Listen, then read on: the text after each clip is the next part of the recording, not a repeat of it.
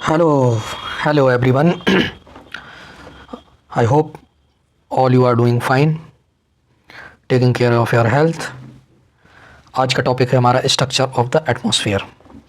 आज हम इस एटमॉस्फेयर के स्ट्रक्चर के बारे में पढ़ेंगे कि हमारा जो एटमॉस्फेयर है वो किस तरीके का स्ट्रक्चर है, कौन कौन सी लेयर्स हैं, जैसे troposphere, stratosphere, mesosphere, thermosphere, exosphere, इन सब के बारे में पढ़ेंगे। कहाँ पे एयरक्राफ्ट हमारा जो है वो चलता है, किस लेयर में सैटेलाइट्स हैं, ठीक है, और किस लेयर में बलून उड़ते हैं, कहाँ क्लाउड फॉर्म होते हैं, कहाँ पे ये जो फॉर्मेशन होता है ऑरोरा फॉर्मेशन होता है वो किस लेयर में होता है या किस लेयर की वजह से होता है, ठीक है। टेम्परेचर कैसे वेरी करता है अक्रॉस द लेयर्स, ये सब हम इस वीडियो में पढ़ने वाले हैं। तो वीडियो ज़्यादा ना लंबा हो इसलिए मैं थोड़ा जल्दी जल्दी बताऊँगा, आप लोग देख लेना, मज़ा आएगा वीडियो में, ठीक है। तो जैसे कि मैंने लिख रखा है, structure of the atmosphere, layer explained, aircraft to spacecraft, कि कहाँ पे एयरक्राफ्ट फ्लाई करता है और कहाँ पे जाके स्पेसक्राफ्ट फ्लाई करता है, ठीक है, ये सब चीज़ें। तो चलिए शुरू करते हैं हमारी वीडियो को। तो स्ट्रक्चर ऑफ द एटमॉस्फेयर, तो गाइस जैसे कि हम बात करते हैं, ये हमारा अर्थ है, ठीक है, ये हमारा अर्थ है। तो अर्थ से सबसे पहला जो लेयर होता है, अर्थ के जो सबसे पहला लेयर होता है उसको बोलते हैं ट्रोपोस्फेयर, ठीक है ना भाई, ट्रोपोस्फेयर। तो ये 8 से 18 किलोमीटर की डिस्टेंस पे बोला जाता है, या फिर ऐसे कह लो 12 से 18 किलोमीटर, ठीक है, from the surface of the earth, ठीक है, 12 से 18 किलोमीटर, ओके। फिर तो सबसे पहले आप ये समझ लो, सबसे पहले होता है ट्रोपोस्फेयर, फिर स्ट्रेटोस्फेयर, फिर मीजोस्फेयर, फिर थर्मोस्फेयर, फिर एक्सोस्फेयर, ठीक है। Troposphere, stratosphere, mesosphere, thermosphere, exosphere, ये एक सीक्वेंस है, ये आपको याद रखना पड़ेगा कि TSMTE, ये आपको याद रखना पड़ेगा, TSMTE, troposphere, stratosphere, mesosphere, thermosphere, exosphere, ठीक है।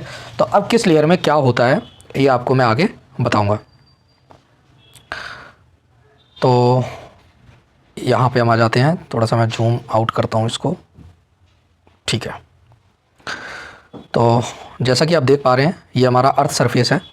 तो अर्थ सरफेस के जो सबसे पहला लेयर है ट्रोपोस्फेयर, उसकी जो डिस्टेंस है वो 0 से 12 से 18 किलोमीटर के बीच में होती है, 0 to 12 से 18 किलोमीटर, ठीक है।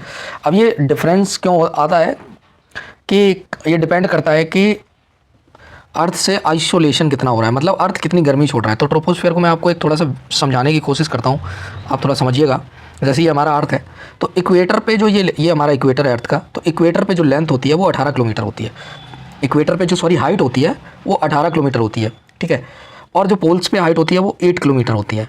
ऐसा क्यों है भाई, जब एटमॉस्फेयर है तो चारों तरफ बराबर होना चाहिए।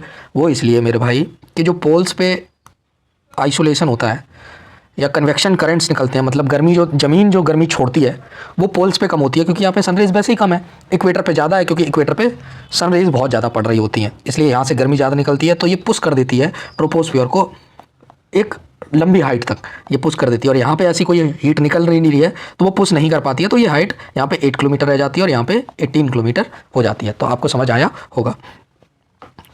तो हम बात कर रहे थे, ये देखो, ठीक है। तो यहाँ का टेम्परेचर 15 से -56 तक जाता है, क्योंकि यहाँ टेम्परेचर कम होता है। As we move upward temperature decreases, ठीक है, जैसे जैसे हम हाइट पकड़ते हैं वैसे टेम्परेचर डिक्रीज होता है। फिर ट्रोपोस्फेयर के बाद आता है स्ट्रेटोस्फेयर। एक और बात बता दूँ, ये ट्रोपोस्फेयर है, यही ऑल वेदर फिनोमेना लेयर है, इसमें सारे वेदर के फिनोमेनाज होते हैं, चाहे वो क्लाउड फॉर्मेशन हो, ठीक है। उसके बाद तुम्हारा हॉट एयर बलून्स हो, ठीक है, और प्लेन्स, कई बार प्लेन्स भी, पैसेंजर प्लेन्स भी ट्रोपोस्फेयर में अपर ट्रोपोस्फेयर में उड़ते हैं और कहीं ना कहीं थोड़ा बहुत स्ट्रेटोस्फेयर में जाते हैं, क्योंकि स्ट्रेटोस्फेयर में ऐसा कोई स्ट्रॉन्ग विंड्स या टर्बुलेंस नहीं होता है। बट जब प्लेन्स टेक ऑफ करता है तो ट्रोपोस्फेयर में रहता है, फिर अपर ट्रोपोस्फेयर में जाके और फिर जब लैंड करता है तो फिर नीचे आ जाता है। इस तरीके से चलता है प्लेन, ठीक है। तो फिर ट्रोपोस्फेयर जो लेयर है वो ऑल वेदर फिनोमेना लेयर भी बोला जाता है। फिर आता है स्ट्रेटोस्फेयर 11 से 50 किलोमीटर के बीच में इसकी डिस्टेंस होती है। इसी में हमें ओजोन मिलता है। गाइज़ आप एक चीज़ याद रखेंगे, मैंने दूसरी स्लाइड में डाला होगा, मैं अभी आपको दिखा देता हूँ, ठीक है, मैंने दूसरी स्लाइड में डाला होगा। हाँ ये देखो, यहाँ पे जो ओजोन लेयर है ना वो स्ट्रेटोस्फेयर में मिलता है आपको। कहाँ मिलता है? स्ट्रेटोस्फेयर में ओजोन लेयर मिलता है। इसीलिए अब ओजोन लेयर मिल रहा है, इसीलिए स्ट्रेटोस्फेयर में जो टेम्परेचर है वो थोड़ा इंक्रीज़ होता जाता है।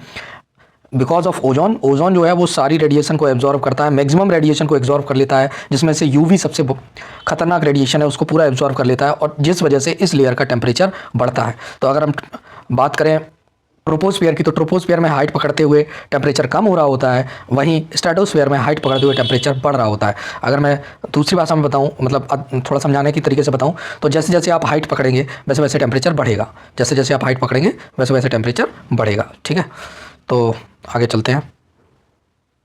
फिर आता है मीजोस्फियर। मीजोस्फियर वो लेयर है जहाँ पे जिसकी सबसे पहले हाइट देख लो, 50 किलोमीटर से 80-90 किलोमीटर के बीच में जाती है। 40 से 50 से लेके 80 से 90 किलोमीटर के बीच में इसकी हाइट रहती है। इसी लेयर में जो मेट्रोलॉजिकल हमारे रॉकेट्स होते हैं वो इसी लेयर में ट्रैवल करते हैं।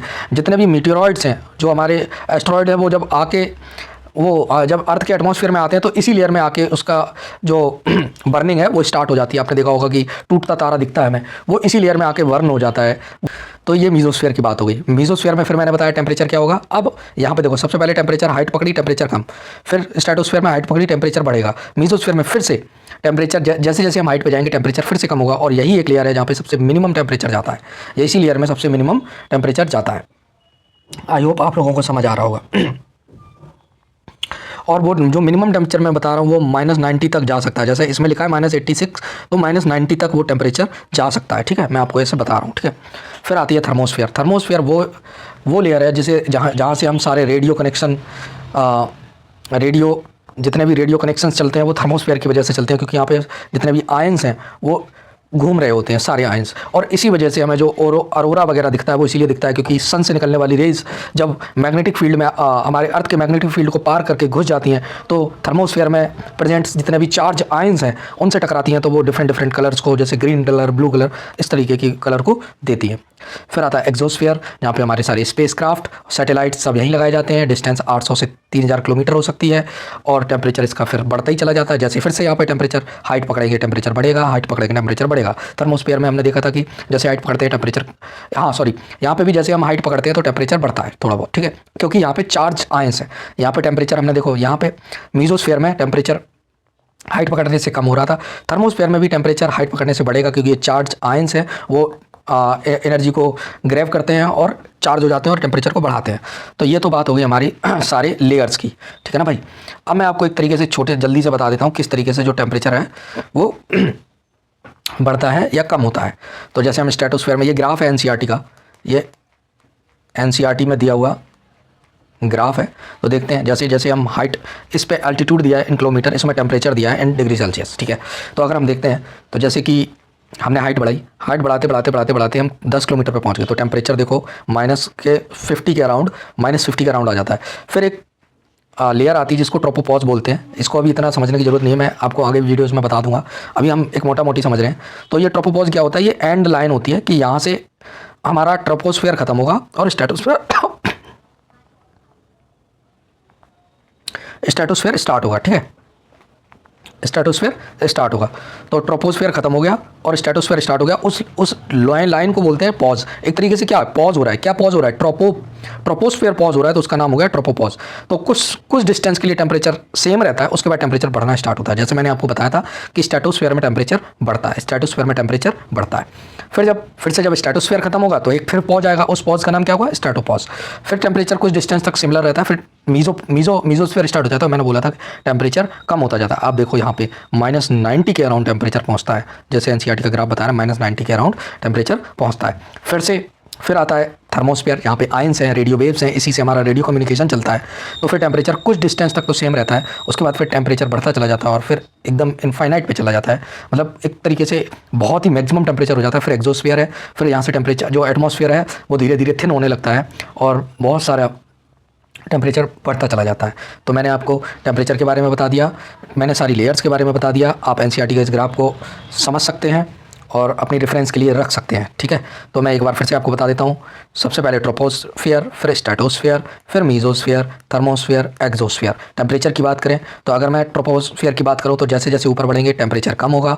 जैसे मैं आपको यहाँ पे थोड़ा लिख के बता देता हूँ तो आपको बहुत अच्छा समझ आएगा।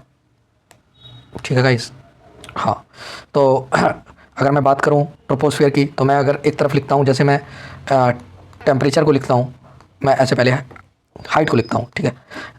हाइट, जैसे जैसे हाइट बढ़ेगी तो टेम्परेचर कम होगा, ठीक है ना भाई। स्ट्रेटोस्फीयर में क्या है, इसका उल्टा हो जाएगा, जैसे जैसे हाइट बढ़ेगी टेम्परेचर बढ़ने लग जाएगा। अब टेम्परेचर बढ़ता क्यों, उसका रीज़न है ओजोन लेयर। मैंने आपको बताया था ना कि इसमें प्रेजेंट ओजोन लेयर है, ओजोन की वजह से ओजोन सारी यूवी रेडिएशन को एब्जॉर्ब करती है और जितने भी हार्मफुल रेडिएशन उनको एब्जॉर्ब करती है, तो टेम्परेचर बढ़ जाता है। फिर मीजोस्फीयर आता है, फिर मीजोस्फीयर में जैसे जैसे हाइट बढ़ाते जाएंगे टेम्परेचर कम होता जाएगा और मिनिमम टेम्परेचर इसी में पाया जाता है -90 डिग्री सेल्सियस। जो मिनिमम टेम्परेचर है वो इसी लेयर में पाया जाता है। इसी लेयर में आके हमारे जो एस्ट्रॉइड्स हैं वो बर्न होना शुरू हो जाते हैं, फिर हम उन्हें मीटियोरॉइड्स बोलते हैं, ठीक है। तो इसी लेयर के बाद हमारी कर्मन लाइन आती है, ये एक बाउंड्री बोली जाती है, जिसे बाउंड्री बोलते हैं कि यहाँ से आउटर स्पेस स्टार्ट हो जाता है। This is a boundary line from where outer space begins, ठीक है। ये बाउंड्री लाइन होती है जहाँ से आउटर स्पेस बिगिन हो जाता है। उसके बाद थर्मोस्फीयर आता है। यहाँ पे भी जैसे जैसे हाइट बढ़ेगी तो जैसे जैसे हाइट इंक्रीज़ करेंगे वैसे वैसे टेम्परेचर इंक्रीज़ होगा, क्योंकि यहाँ पे आयंस प्रेजेंट हैं और आयंस जो हैं वो सनलाइट से चार्ज हो जाते हैं और टेम्परेचर को इंक्रीज़ करते हैं, ठीक है। और यही इसी लेयर की वजह से हमारा जो रेडियो कम्युनिकेशन है वो पॉसिबल हो पाता है, क्योंकि जो रेडियो वेव्स हैं वो आयंस पे ही काम करती हैं। फिर उसके बाद एक्सोस्फीयर आता है और फिर एक्सोस्फीयर में टेम्परेचर बढ़ता ही चला जाता है, इंक्रीज़ ही होता चला जाता है, ठीक है। एक्सोस्फीयर का टेम्परेचर बढ़ता चला जाता है। तो यहाँ पे हमारी जो वीडियो है वो यहाँ पे जो टॉपिक्स हैं वो सारे ख़त्म होते हैं और एटमॉस्फेयर का जो स्ट्रक्चर है वो हमने सारा पढ़ लिया है। कौन कौन सी लेयर हैं पढ़ लिए हैं, किस लेयर की कितनी हाइट है पढ़ लिया है, किस लेयर में कैसे टेम्परेचर वर्क करता है पढ़ लिया है। अब जो हम नेक्स्ट वीडियो में पढ़ेंगे वो कंपोजिशन पढ़ेंगे। कंपोजिशन क्या है, कौन कौन सी गैसेस प्रेजेंट हैं एटमॉस्फेयर में, किस गैस का कितना अमाउंट प्रेजेंट है, वो सब हम नेक्स्ट वीडियो में पढ़ेंगे। और मैं आप लोगों से यही रिक्वेस्ट करूंगा कि आप लोग मेरे को कमेंट करके बताइए कि आपको और कौन कौन से टॉपिक्स पे वीडियो चाहिए। मैं सिंप्लीफाइड वे में आपको वो सारी समझाने की कोशिश करूंगा। तब तक के लिए चलता हूं, आप लोग अपना ख्याल रखिए। जय